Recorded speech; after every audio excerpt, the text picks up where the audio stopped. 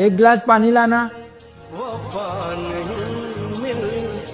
तो मर्दों की जिंदगी कितनी अच्छी है ना, कहीं से भी आओ, चाय लाओ, पानी लाओ, एकदम महाराजा की तरह।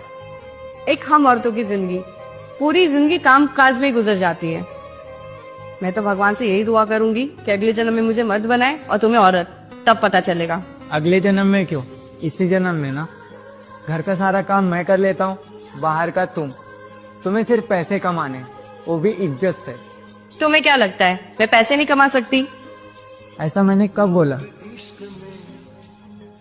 अरे आप आ गए, चाय चाहिए या कॉफी? वैसे खाना भी तैयार है। क्या हुआ, मर्द क्या अपना एक मर्द अपनी सारी जिंदगी नौकरों की तरह बाहर पैसे कमाता है, ना वो रोता है ना ही किसी को बताता है। बाहर पैसे कमाना आसान नहीं है।